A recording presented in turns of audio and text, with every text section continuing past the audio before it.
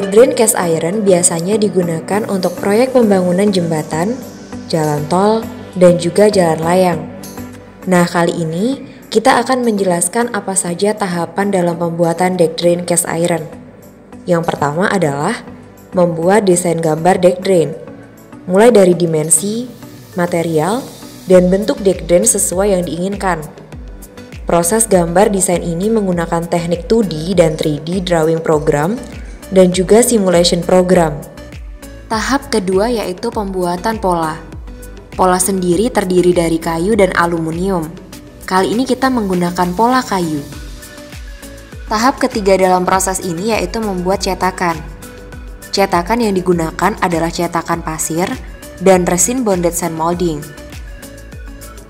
Pasir yang digunakan dalam membuat cetakan harus diproses terlebih dahulu agar komposisinya memenuhi standar percetakan dan mampu menahan suhu cairan logam yang tinggi.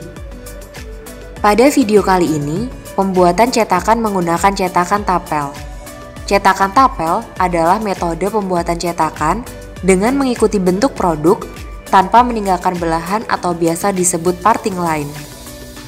Cetakan tapel biasa digunakan untuk produk yang tingkat kesulitan cetaknya tinggi dan produk-produk yang presisi.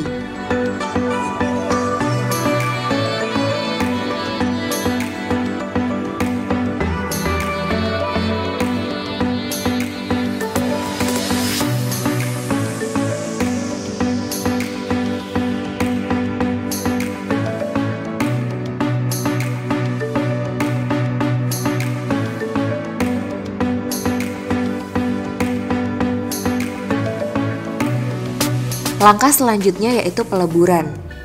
Peleburan ini adalah proses yang krusial dalam pembuatan produk. Pada tahap peleburan, terjadi proses penuangan cairan logam ke dalam cetakan. Kecepatan penuangan dan suhu cairan logam juga harus diperhatikan dan dikondisikan. Dengan prinsip secepat mungkin, sedekat mungkin, dan sehalus mungkin. Proses peleburan menggunakan mesin induction furnace agar supaya lebih mudah dalam mengontrol komposisi atau bahan-bahan kimia yang terkandung di dalam cairan logam. Proses penuangan cairan yang cepat dilakukan supaya cairan logam masih terjaga di titik lelehnya sehingga mampu memasuki rongga-rongga atau profil cetakan sebelum cairan logam memadat. Tahap kelima adalah finishing atau fettling. Finishing deck drain yaitu dihaluskan, digerinda, dan dilakukan proses pengecatan. Selain itu juga dilakukan pembersihan pasir yang menempel pada deck drain. Selanjutnya adalah tahap quality control. Pada tahap ini dilakukan beberapa hal yaitu mengontrol kesesuaian ukuran deck drain, komposisi bahan-bahan kimia, sifat mekanik, dan juga sifat fisik.